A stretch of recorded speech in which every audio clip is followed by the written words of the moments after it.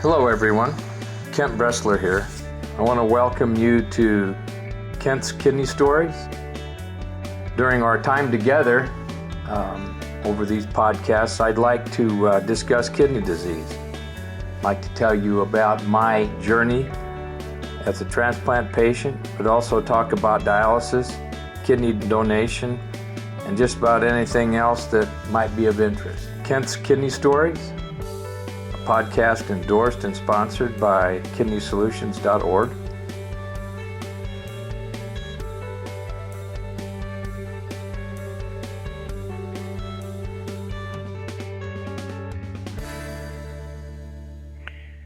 Hello everybody, Kent Bressler. Going to do a little podcasting today, per usual. It's getting to be fun. We're doing all of these kidney anniversaries, which are turning out to be, I think, pretty interesting. The stories that we're getting are, they're fun. Getting to hear somebody else's story and think about how they did what they did with their transplant it's very beneficial to me, and also I think it's beneficial to you if you happen to be listening. As you know, we're ready for the podcast. We always start with prayer, so I'd like to offer up a prayer this morning. Lord, we ask you to open our eyes, that we may value and appreciate all people, recognizing what we have in common rather than focusing on what our differences might be. Inspire us to distinguish between what is important and what is not, and open our minds and hearts that we may always be people of goodwill who bring life and joy to others. And we ask this in your name, dearest Lord Jesus. Amen. All right. This morning we have a really interesting character, and she lives out in snow country in Salt Lake. So we're going to talk to Brandy Webster this morning, and she's going to tell us about her kidney transplant. This is going to be coming up on her anniversary. So I'm going to this is all about Brandy this morning. So Brandy, good morning and welcome. Good morning, Ken. Thank you for having me. So when you started out, what was your diagnosis? What caused your kidney disease? What led you to your journey to have a kidney transplant? When I was 14, I was living in Miami, Florida, and I had an unrelated health issue occur that put me in the emergency room. And the doctor came in and told me that, yes, I'd had this issue, but I had bigger fish to fry.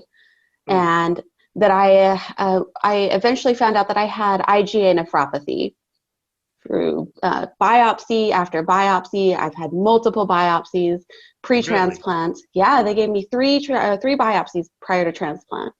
Well, okay, so now we're off on a bunny trail already. Why 3 biopsies? I moved around a lot. Yeah, I moved around. I had 2 by the time I was 16, and then another one about a year before my transplant. Okay, so let's go back. So you get this diagnosis, and what happened? Nothing. I was alone. I didn't know anybody else with kidney disease. I had never heard of this strange immunoglobulin A nephropathy. It was a big term. It was scary, and my father didn't know what to do, and we avoided it at all costs. Ah, okay. You know, I kind of giggle because in all of these times that we've interviewed people, that seems to be, it was a fear of the unknown, number one, but number two, it was just a no idea whatsoever where to go. And that's frightening. And you were 14 years old. Absolutely. And I was scared. Wow. And so I did what any 14-year-old does and ignored it. You went on with life. Yes, I did. You started growing. You started being a young lady and doing what you're doing. So take us through the progression then. What happened? Well, when I was 21, I had a baby. A beautiful girl named Sage. She will be 13 here in just a couple of weeks. And when I was pregnant with her, my kidney function declined by 40%. So when I had finally gone back in for postpartum blood work just to check, I had found that my kidney function was around 45 to 50, depending on, the day, the time, how hydrated I was. Sure. And again, I ignored it. I pretended it was okay. I pretended we could function just fine without it. I was afraid. Okay, right? Yeah, I was feeling fine. Yeah, I was a little more tired than usual, but I attributed that to having a newborn. And then I got really, really, really sick. I ended up with strep throat for probably the 10th time in my life, which is common with IGA nephropathy, if you know anything about it. And was put into the emergency room and found that my kidney function had started to decline. And the doctor again told me, you have bigger fish to fry, and told me that my GFR was then 29. And we started 29. pre-transplant workup. Yep. Okay. And now you say not pre-dialysis workup, pre-transplant. Yes, I want you to. That's it. Talk to me about that. What did they tell you that is? Let's go ahead and get a transplant versus let's go ahead and get you ready for dialysis. Yes. So I had a wonderful doctor who heard my fears and my concerns. Having at that point, I was 30, almost 30. So my child was 8, 9, and 10. Yeah. I didn't want her to see me hooked up to wires. I didn't want to do any sort of dialysis at home, but I also could not be away from her during the week for 3 to 4 hours at a time. So I chose to forego dialysis, which is an option, just so everybody's aware. That is an option. You do not have to do dialysis until you have a GFR of 5 or 6.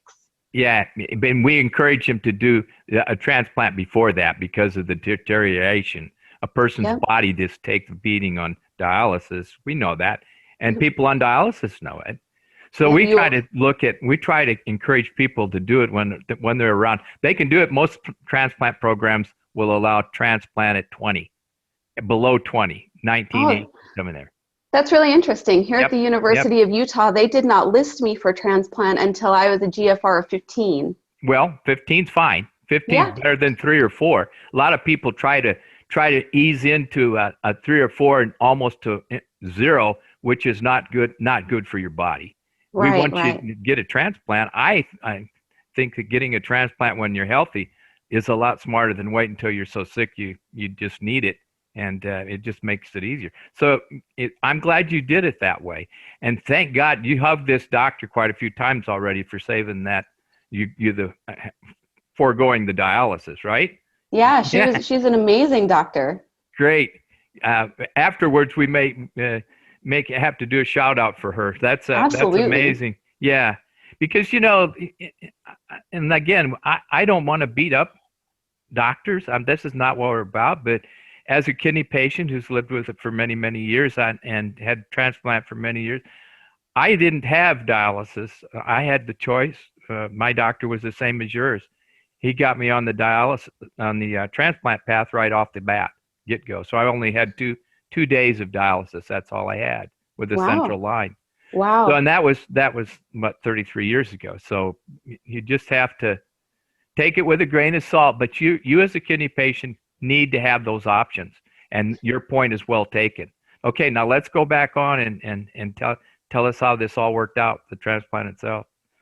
So I was in Washington, D.C., advocating for policy change and legislation with a nonprofit, which I believe is where we met. NKF. Yep, through the National we Kidney can drop Foundation. names. This is my podcast. Okay. You drop any name you want. This is our podcast. Right.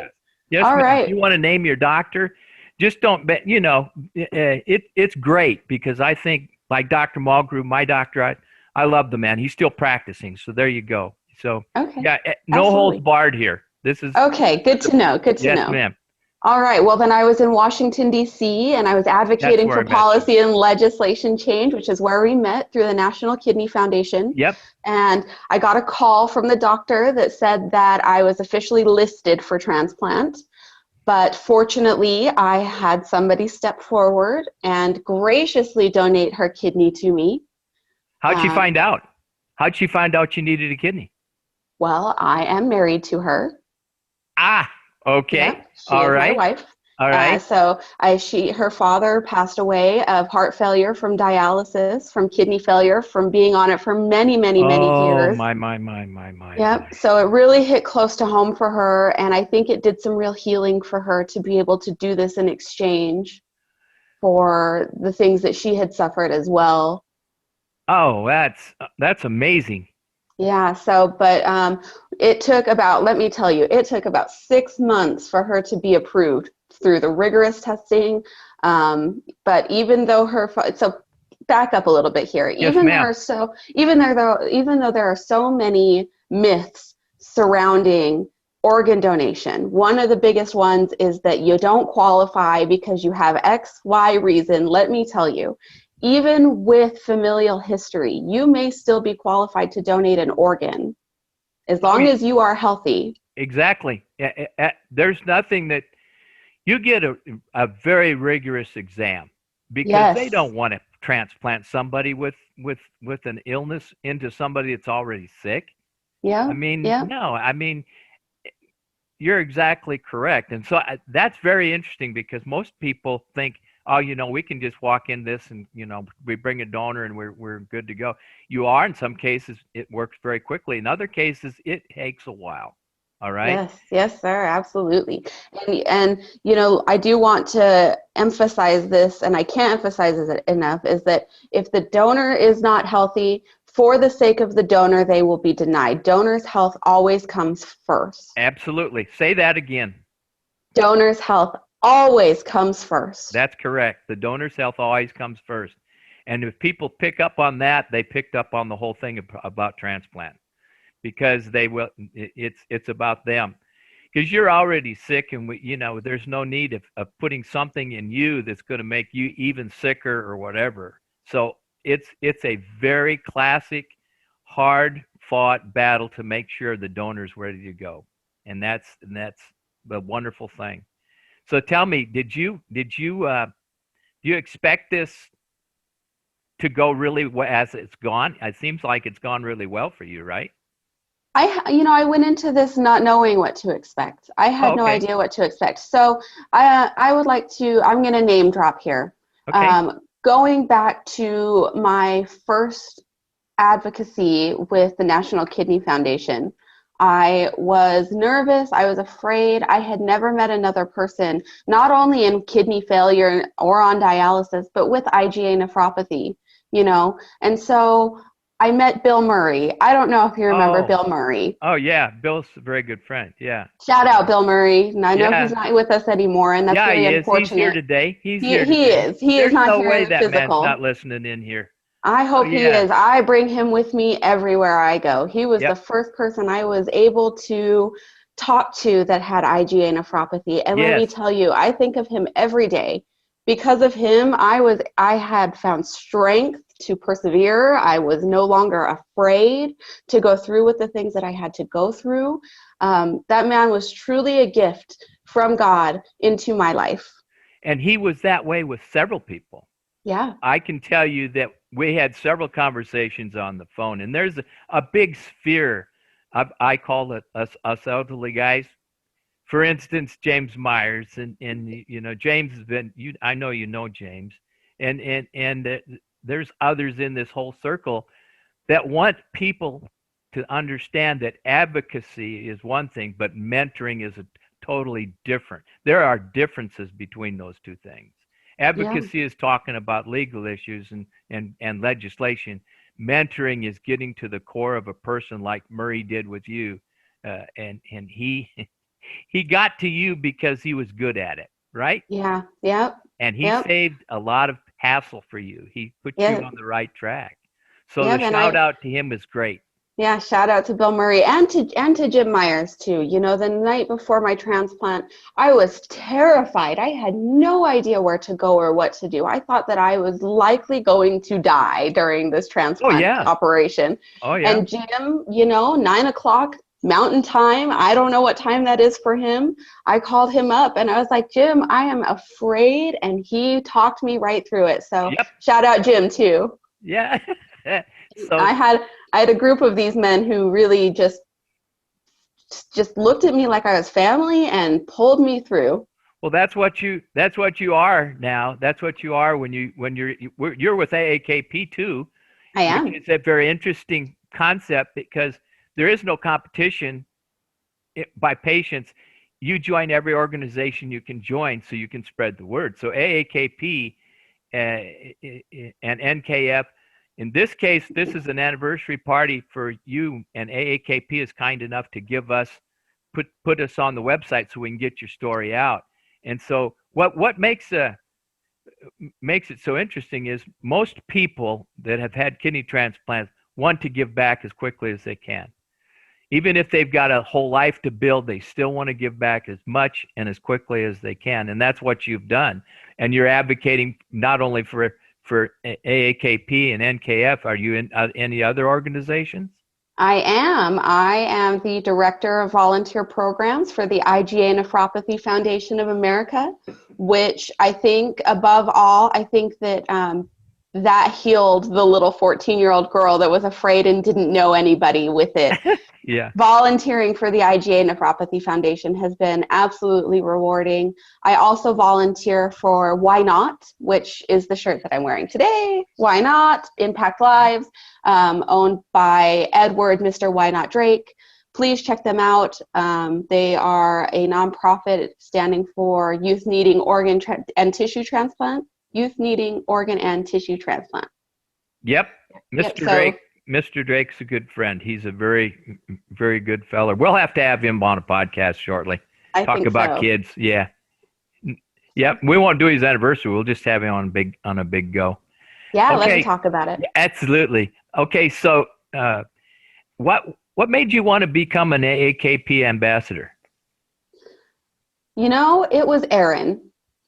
She is a leader and she is an amazing human being and she's a good friend. And her leadership and guidance and meeting Mr. Richard Knight all together just showed me that this organization is on the same wavelength that I am in wanting to make change for the future generation of kidney disease, kidney transplant, and organ transplant, and all the legislative fighting that we do to make the changes for the future. And I think that it's just a really wholesome and moral and high in values organization. And it's all about the patient. It's all about the kidney patient. It is all about the patient. Absolutely. It makes them feel like they're not alone. There's a major emphasis since I think in 1969, they've been around over 50 years now, about the urgency to talk for the patient, not about them, but for them. In other words, they're the stand-up organization that actually zeroes in or drills down into the patient's needs and stands up for them at higher levels, like in Washington, where a lot of things don't always go the way you need to go, but they always got a voice. And that's what's good about, I think, about AAKP. Others are fine too, but this one really focuses directly on the patient. And that's definitely, it's a true meaning of advocacy. Exactly. I agree. It's not just an afterthought to them. It's a leading thought. It's something that they want to do, and they encourage everybody that comes on as a member, which is free. You can be a member free, and just they train you up. They get you there. All right. Yes, they do. Yeah. And Erin, well, if she'll listen, I'm sure, but let's not forget Erin and Diana and Val. The whole front office group there is fantastic. The whole team. Yep. They brought in things like, register to vote, that campaign that's going on right now. And Well, that's a plug for them, and then we can do that. It's because this is my podcast. And so I really am encouraged that you're a member. And I encourage you to work on your way, and hopefully maybe you could get on the board at some point in time. I think you would be great on the board. I would love to be. Yeah, we'll work on that. Okay. Okay, so I want to go back on and talk about IGA a little bit. I have FSGS. I've had it for years. And IGA is a close cousin.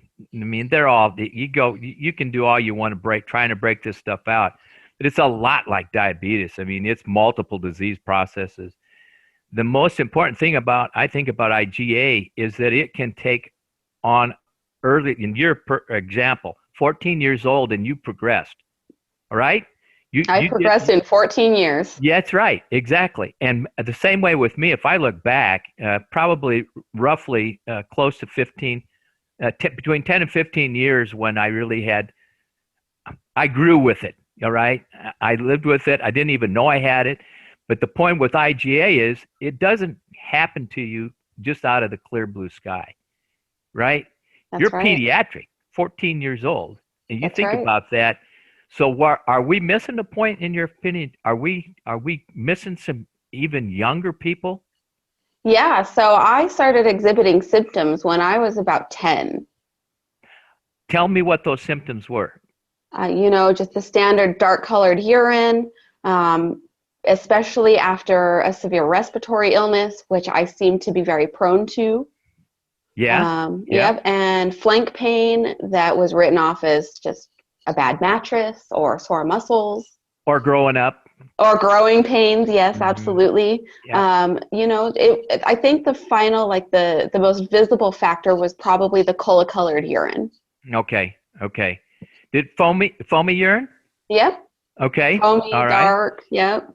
Now, at that point, you're 10 years old. There's no way you're going to ask the doctor if you got protein in your urine. You have no clue anyway. You don't know. Mm-hmm. You're just trying to learn how to live. You're trying to grow up, right? So the parents out there, they don't have a clue. They just think it's part of the life process. So you take it forward to 14 years old. At that point in time, it would have been interesting to see your lab work if you actually did have protein in your urine. Bet you did.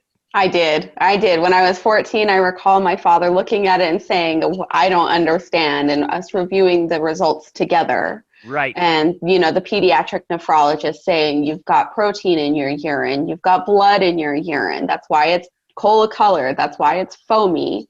That's why your kidney function is not good. Yeah. Right? Yeah. So those symptoms are very sedentary. I'm talking about IgA and FSGS and what we call nephrotic syndrome. Okay. Those things are very subtle, but they can present themselves, and that's the time to attack them. So if you're listening out there and you have children, it's good to ask your doctor, right? It's good to check your children's urine. Absolutely. Check that urine. And if they don't do a urine test, request it. Yep. So that is one thing that I have been working on fighting for. Currently, I'm in school. I'm trying to grow up and get a doctorate so that I can get into the research field. In Japan, they are testing school-age children just by a simple blood test to diagnose them with IgA nephropathy in case they have it so that they can prolong their life with their native kidneys. Right. And I see no reason why we can't do that here in the U.S. Oh, that's a great. That's an interesting concept, and support you all the way. Anything I could do to help would be okay with me, because I have a very close friend here in town that is an RN, believe it or not, that has IgA, and she was just transplanted at the age of 37, so she's had it for a long period of time. So I'm telling you, this kidney disease is not something that trips you right away, and then you got to do something about it. It's progressive. I understand acute kidney failure. I get it. Things happen right away, and you have to deal with it. You come in with it. But in general, most kidney diseases progress. And so you have plenty of time to make a decision. And as long as you can live with your native kidneys, the better. As long as we don't pare it down so far that you get sick from it. That's right. That to me, that window in the GFR, and is from 20 to 15, and then after 15, that's the sliding slope. Because usually, as you know, if you've been studied, that bell curve, it starts to progress quicker the lower your GFR goes. Yes, And they fail consequently, faster. your body adjusts not very well. You get sicker and sicker and sicker. So we encourage that, that window, I think, is between 20 and 15, where decisions got to be made and something needs to be done. And I think that in hindsight, I feel like that I did have resources available. I just wanted to continue to ignore it. So if I could offer any advice to anybody listening is do not ignore it, because if I had done something about it when I was younger, I wouldn't be sitting here at 34 with a transplanted kidney. Right. I can tell you I had a big battle with denial. I don't think there's a kidney patient in the world that just finds out about it and does something about it. Yeah. We want them to. Right. You and I want them to. I pray that someone finds out about it early and really does something about it. But it's like pulling teeth with some of them to say, I have kidney disease. Yep. And there's a possibility it will progress to, if not taken care of, it can be dire. It can kill you. All right? Yes, it can. And it does it slowly from inside. That's the problem. And a lot of times it's a silent killer, Absolutely. It sneaks up on you. A lot of times you don't even know until all of a sudden you need a transplant. That's right. And I don't know where the cutoff is between denial and acceptance. I don't think you can predict that but you can detail it. You can see it. You could see it in me if you experienced it with me. So us, the mentors, the people like you and I and Jason, all the people that really want people to do well, that's a very big stumbling block, the idea of denying that you even have it. And until that person gets over that phase and gets into a phase where they can accept, it's tough. It's tough to work with them. They just don't, Absolutely. They're not scared. Nothing's going to happen to them. You're right. So, in your mind's eye, you look back, is there anything that you would do differently? And let's take the 14 out of it. Let's take adolescence out of it. I can think that you're probably pretty well versed at 18 or 19 years old, still not with the whole program. What would you do if you could do it over? I think that I would have started treatment for IGA nephropathy postpartum, after giving birth. I would have started treatment sooner, and I would have enrolled in studies because there have been multiple over the years, and I would have become an advocate sooner. Okay, that's good. That's sound advice. So what the symptoms were subtle in your case? And how would you project to someone, or to what would you do? How would you get them to go in and do something about it? If they had somebody tell you, I've got this, and this, and you say, well, it sounds like IGA. Have you been to your doctor, right? So yeah. What? I would suggest that they get tested, and I would let them know what happened to me. And that you don't want to be a 30-year-old on immune suppression and heart medication and blood pressure medication and, medication to control metabolic acidosis, like in my case. And to, just a simple diagnosis could just change everything. Yep. Just go get tested. Go get tested. And so what kind of tests do they do nowadays for this? Yeah, so they start out with a basic blood or urine test, or blood and urine, and then IgA nephropathy still has to be diagnosed via biopsy. Exactly. Yep. Exactly. So once you're diagnosed, a lot of times you get started on a small dose of blood pressure medication just to regulate the amount of pressure rushing through your kidneys, so that your the inner structures of your kidney remain safe. And then just, every once a year or twice a year, just get another checkup. Another checkup until, maybe one day you won't need one. There's a fear of biopsy. I get that. And so if anybody's listening, it's something that no one wants to do, but it's important because these diseases have to be diagnosed. And the only way we know to diagnose without for firmness is to do a biopsy. Yeah. And Well, take it from me. I've had 3 and they're not that bad. no, that you can get away with it. You Yep. get away with it. I had one. There are complications, yeah. But I tell you what, the complications of the disease are far greater than the complications of a they can deal with the complications of a biopsy. I had a complication. I bled. I hemorrhaged. So I also had a small, I guess, side effect where I developed a blood clot between the tissues of my kidney, and Sure. it was a little painful. Don't get me wrong, but it was gone within, a week.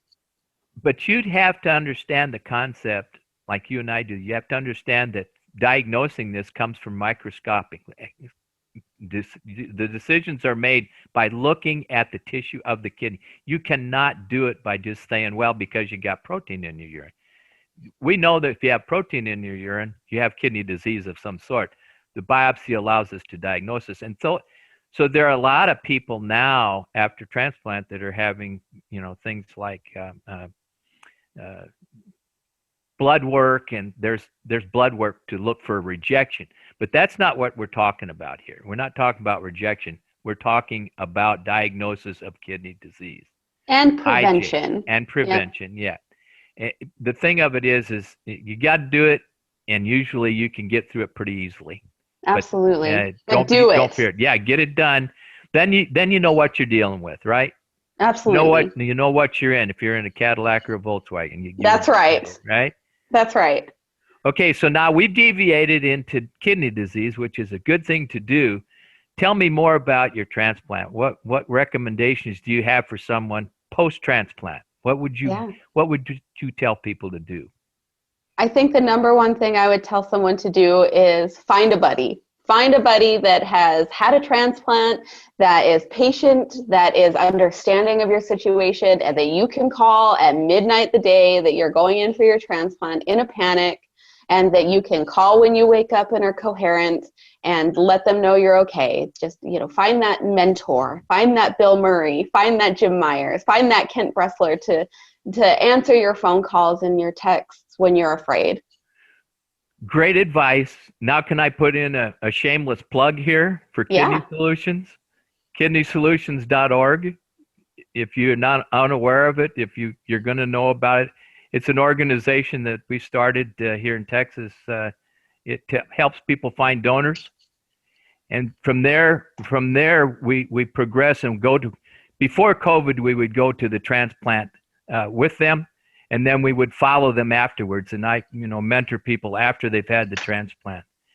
So you go to that and spread the word about KidneySolutions.org. Jason is an alumnus of that, so he's an advocate for it. The transplant's nothing. It's a piece of cake. It's a cakewalk. It's the life afterwards that's the most important. Have you gotten a mentor, like you said, a buddy? You got it made. If you don't have a buddy, you struggle. Yeah. And so that's kind of what we do at Kidney Solutions. And we'll I refer people, and you are now on my list. And when I have somebody who wants to talk, I'm going to send them to you too. Please do. Please do. I would love to pay that forward. There's no problem. We have several people that are transplanted out there right now. I have a list of them. You go on website, and we'll talk about that later on. I've got it written down. Okay. Maybe you could consider expanding that to other states, like, I don't know, Utah. Where I was wondering, it just came over me. It just came over me that a good person to call would be Webster. Get into Webster and see if you can figure out a way to get her involved. So expect a phone call. Got your phone number, so expect a phone call. I'd love to do that. Please do. Me too. I am in competition with no one. I don't care. I don't align myself with any transplant group or anybody. I work with them all. And you would be a great asset. You would be a great asset. And I love to hear I'm going to tap you. Okay, right. Please do. I'd love to pay it forward. Okay, so tell me one thing that bothers me. How well do you sleep? Oh, nope, I don't sleep. I I slept well for the first, so after I got used to the prednisone, I slept well. Right. And then I had some really bad side effects with the prednisone and fought my way into getting off of them. Good. So I no longer take steroids. And then I developed narcolepsy. And then the narcolepsy kind of just randomly went away. And now I suffer from severe insomnia. Okay. Welcome to the crowd. Okay. Welcome Good to to the know. crowd. I'm on a pen. My main issue now is I'm 70 years old, and sleep just escapes me. I can drop off anywhere, anytime, and get an hour or two, but my night sleep is ridiculous. All right. Yeah. And every transplant patient that I have talked to, and I don't even want to tell you how many it's been, have the same problem. And Good it's to know. not transient. It is pretty, Yeah. every Every night. pretty, Every yeah, night. it's almost Yeah, every night. night. Yeah. I don't remember. I cannot remember in 33 years the last time that I actually slept for 8 straight hours.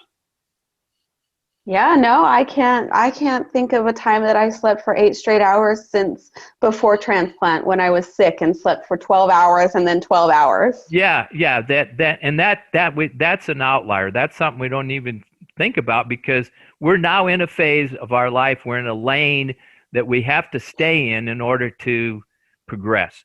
We Yeah. know that we have to take care of the kidney, and that's exactly what we do. But sleep is so important. So this is just personal now. This is not a recommendation. It's just an observation of what I do. I sleep when I can. People Okay. that are working, they can't do that. I That's get right. it. I get it. But you cannot struggle with this, and pills are not the answer. Okay? Pills just aren't the answer. I take enough of those. Yeah. Point is, don't despair. Talk to somebody about it. Maybe there's somebody you can go to. I don't know. I've been to them all. I still don't sleep. But Yeah. that's not not sleeping is not a negative, okay? Right. But you do have to rest, and because your body requires it. All right. Yeah. It is frustrating. Oh, it's horrible. Yeah, yeah. But I wanted to bring that up, so I'm glad you could share that with me. Yeah. Okay. How about doctor's appointments? How consistent are you with going to your doctor's appointments? Oh, I haven't missed one. I go now 3 years out. I go twice a year. Hopefully next year I'll get moved to once a year. That way it's not as, difficult to think about. But I think that the thing that's frustrating to me is that I have an array of side effects from this transplant. So I have doctor's appointments, it seems like at least monthly, if not bi-monthly, for 100 different reasons, from, getting my skin checked out to, seeing somebody about why my hair is falling out to seeing about, X or Y reason, Yeah, this is a very important thing for post-transplant patients to understand. The fresh transplant patient thinks I'm on the cruise now. No. You are, but guess what? That cruise comes into port real fast. Yeah, something. Yeah, well, and I think that the one thing that I always say is that you absolutely trade one set of problems for another. Right. But they're much easily managed because Yes, you're these ones are more not manageable. consistently going in somewhere or hooked to a machine. At least you have the freedom to deal with them and deal with them on the spot. So, okay, so I don't even want to get into diet. I'm against talking diet because I don't understand it. Number one, I've always been a person of moderation. I've never dieted the whole time. I understand some people have to do that. I get that, but to me, I think moderation is very, very important. What about you? I agree with that. I have found, though, that, and this may just be mind over matter, maybe it's just me, but I find that the less meat that I eat, the less side effects from the medications that I have. And IgA nephropathy it likes to return to transplanted kidneys. And the majority of people who have received a transplant with IgA nephropathy in the first 5 years have their disease return. So I limit my protein just to be safe, but there's a fine line between having too much and having not enough for somebody Oh, like me. oh yes. I struggle with it. I have for Yeah, a long time. But right now, when I look at something that I want to eat, it's not a problem for me to do that. But yeah. early on in your life, in your transplant life, you've got to be really careful about what you eat, what you put in your mouth, and how much. Yep. All So right.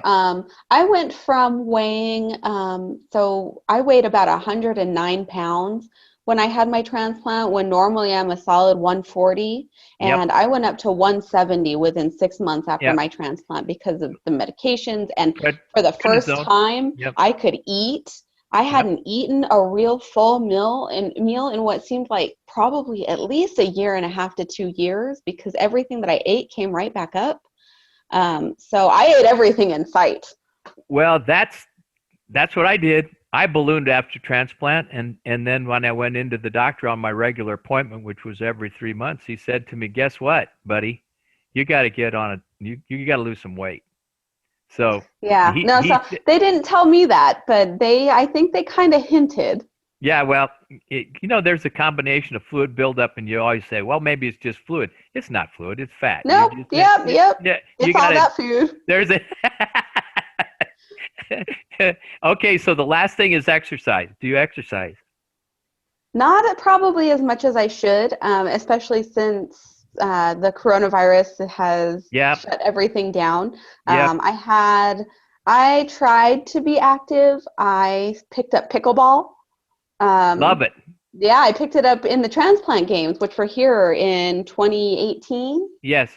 In Salt Lake City. I picked it up for that and fell in love with it and loved to play it. And then I also I worked for the American Cancer Society for a long time, and it was kind of an active job. I wasn't sedentary or whatever Yeah. for long. Ran around everywhere trying to get things done. But since then, I have not exercised much, but Yeah. I should. Okay. Well, that's just maybe a shout out to you. That's all it is. Yep, good to know. All right. So here, I hope people listen to this. They're gonna this whole thing has been very very educational and to me, and it's really good to dialogue with somebody who gets it. And I appreciate the fact that you get it because a lot of people don't. After they've had a transplant, they think it's a cure. It's not, and something. It's something that you inherit. It's yours. It's yours to protect. And if you're not if you're not taking care of it, you're not taking care of yourself. So Absolutely. that's a plug in for that. So what I'm taking away from this is mentoring. Find a mentor. Find somebody that can buddy up with you. And if you're transplanted, then you go on and you buddy up with somebody else. Make yourself available to help somebody else. Pay it Advocate. forward. That's right. Pay it forward. Advocating is important, but looking at yourself and realizing that denying you have kidney disease is fatal. It's not something you want to do. Those are the takeaways from our talk. Would you agree? Absolutely, absolutely. Find a buddy Find a buddy. Find a and Bill take Murray or care of your Shane Myers. diagnosis. Yep. Find your Bill Murray. Find your Bill Murray. It's wonderful. Okay, listen. I want to thank you for coming on, and I thank you for being an ambassador for AAKP and being involved like you are because AAKP, they're a they're a fine organization. You can join it free. All you got to do is go online to AAKP, not AARP, AAKP.org, and sign up for free. Just punch the button and signs you up. Gives you an application, and it's free. Nobody has to pay a thing for it. So it's the oldest transplant organization in the world. So let's give it a try. All right. Listen to you guys out there. This is a good interview, and spread the word. Tell everybody that the information you get here on Kent's kidney stories is very important to the kidney world. Do me a favor now while you're out there. Take care of yourself. Learn from the things that we talked about, but also learn about yourself. Take it serious. What you have is a serious condition, and if you've had a transplant, take care of it. And remember, till the end, keep breathing.